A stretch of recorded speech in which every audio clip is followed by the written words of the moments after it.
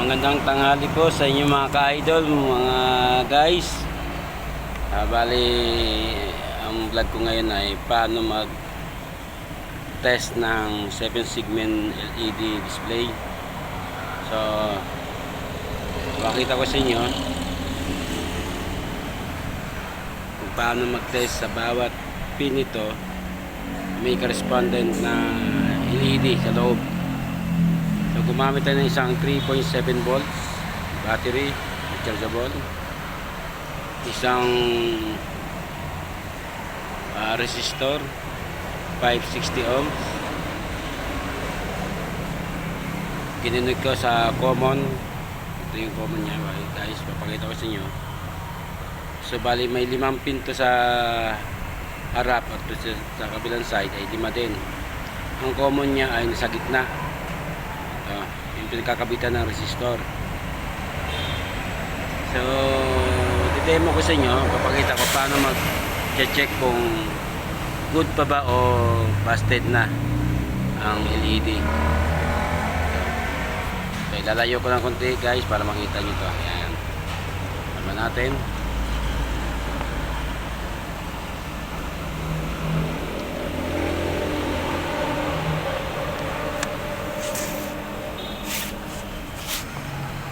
So positive yung common niya. Kaya nakakabit yung resistor sa positive ng battery. So ngayon papakita ko sa inyo, guys. Check. Itong isang negative wire, itatas ko sa bawat terminal ng 7 segment LED display. So, makikita nyo, guys, na iilaw to, guys. But didikit natin, kita nyo umiilaw siya.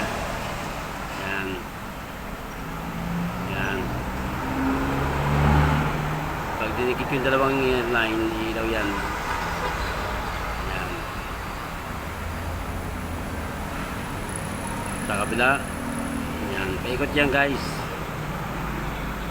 Yan. Kabila ang side. Yan. Ito. Ito. So pag umiilaw, guys, ibig sabihin okay yung LED nya, umiilaw siya.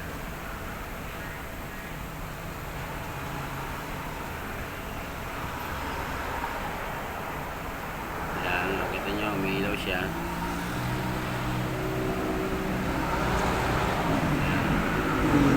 So kailangan yung 7 segment LED nya ay nailaw lahat para masabi natin na good pa to. Ito niya, A. Dahil ikunin natin yung A nya.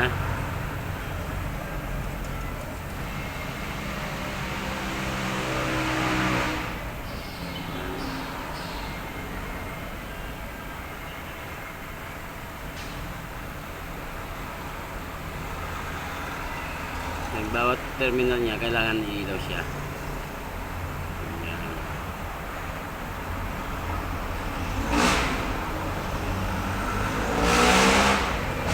Yan, itong isang terminal niya, itong intermittent, yan, minsan ilaw, minsan hindi, malabo yung weak light siya. So ito yung sira niya, mapapansin nyo, guys, yan, malabo na siya. Ito bright ang pagka-liwanag niya. Itong side ay malabo. Minsan hindi na ilaw. So ito, sira ang isang LED niya. So ganoon naman, guys, ang pagtetest ng 7 segment LED display. Hanapin nyo na yung common. Dalawang kasi type ng common nito. Isang negative at isang positive. Pag nilagay yung positive sa common at hindi pa rin umilaw bawat terminal niya, ibig sabihin naka-negative siya. So ililipat nyo lang itong resistor dito sa negative sign ng battery. Tapos itong cable dito sa positive para yun lang pang test mo sa bawat terminal. Ito, makikita nyo yung mga terminal niya.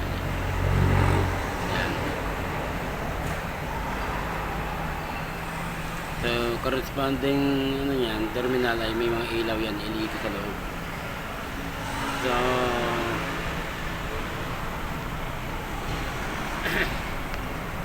mamaya papakita ko sa inyo yung kanyang schematic diagram kung paano nakakonect yung mga LED niya sa loob nitong pinaka housing niya to,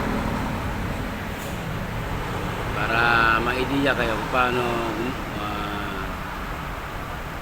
gumagana isang 7 segment LED display. Okay guys, thank you for watching my video.